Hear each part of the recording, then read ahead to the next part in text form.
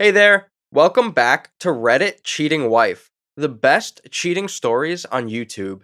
Don't forget to like and subscribe to the channel for more cheating stories like these. Caught my fiance cheated on me with my best friend, whom I saved from homelessness when he was on the bottom. We met when we were 14 when I was playing in an out of state baseball tournament and instantly hit it off. She helped me through my parents' divorce, and I helped her through her sister's death. We talked often about how much we loved each other and have been together ever since.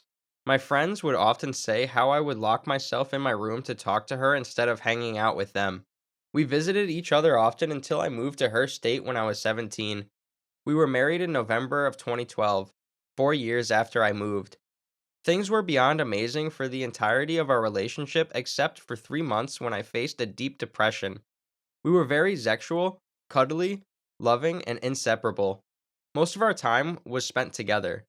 In March of this year, I started to notice a lack of affection coming from her end, and I was quite jealous of my best friend, who my wife spends a lot of time with, and babies. I don't drink alcohol due to having an alcoholic father. They drink together nearly every night, and she usually doesn't come to bed until 3 a.m. at the earliest. I usually do not go out with them because I wake up rather early to work out and go to grad school. We talked about our relationship after I told her I was upset, and she told me that our relationship had zero passion and that she wasn't happy with me. I asked her to work on it with me, help me make it better, and that it wouldn't be easy. She agreed. Since then, we have not had any sexual contact, have not cuddled, have not held hands, have had 2 dates, despite me asking at least twice a week, and have made out once. We have not gone to bed within 2 hours of each other, and she has slept on the couch or in my friend's bed a few times. My birthday was last Monday, and all I got was a happy birthday. No kiss, no anything. About 1 month ago, she told me she doesn't think we ever had the spark or passion she's talking about. She thought that loving me was enough to get us through anything. Despite all of that, I still love her with all that I am. I cannot imagine being without her. She's been my best friend for nearly 10 years. She's been the anchor in my life for just as long. I keep racking my brain to try and understand what she means. But that spark and passion has been there for me. I don't really know what to do anymore. I love this woman. She's the most beautiful person I know. She's the driving force of why I'm in grad school, to provide for her and our hopefully future children. She makes me better.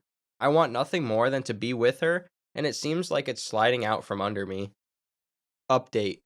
I found out on August 18th while on vacation with the two of them and a few other friends at a friend's beach house in Florida. My wife was drunk at 11 a.m. and left her phone in the house while she went to lunch with him, and I knew I had to take my chance. After reading some crude texts and several I love yous, I knew it was over. In the hope of not making a scene, I called the girl whose house we were staying at and told her what was going on. I packed my stuff and was headed to my car to drive back to Texas. That's when my wife and friend came up the elevator. They saw all of my stuff and asked what was going on. I simply said I'm going home, and after further questioning and some quips and laughs from them, blurted out, "I know you guys are ducking." His response, "What the hell are you talking about?" "No, we're not." Her response, instant tears. She walked with me to my car and told me that it started in April, but she knew she wanted to leave me long before that I was a wonderful person and that I'll be happier with someone else, that something between us was missing, and that she didn't need me like she used to. All I could respond with was that she made me the happiest I'd ever been, that she was all I ever needed, and that I never needed her. I wanted her. As I go back up the elevator, her new boyfriend comes down nearly in tears and asks if I want to talk to him, and all I said was never again. On my way back down the elevator, they're at the bottom. The homeowner told them they weren't welcome, so in tears he asked me if I would give them a ride back for $300. I laughed. Told him every time you duck her, I hope you know I wish you would have pulled the trigger. He was suffering from despair and was on the verge of taking his own life, but he chose not to since I had given him a room at my wife and my home to help him get back on his feet. Also, since he was my best buddy at the time, I then drove 13 hours straight home, calling everyone I could think of, including both of their parents, whom I wouldn't hesitate to call my own if they needed anything. When I returned home, I was packing my belongings when I came across my wife's journal, diary, or writing notebook. I'm not bothered by it anymore, so I just sit down and read it. She has a tale written and dated March 14th about their very detailed sex existence, which she has written herself. They used to sit on our sofa, in my vehicle, in my bed when I wasn't home, in his bed, in our shower, and in our garage, waiting for me to fall asleep before escaping. Another poem, dated February 2014, described how a shadow tormented her, but that he was her future and her genuine love, and that he was her true love, that the only thing she could taste was her own lips. All of this happened before I even realized she was depressed. We continued to get Zex on a regular basis until the middle of March. In fact, I experienced Zex twice in the first few days of April, so she was lying about everything else as well.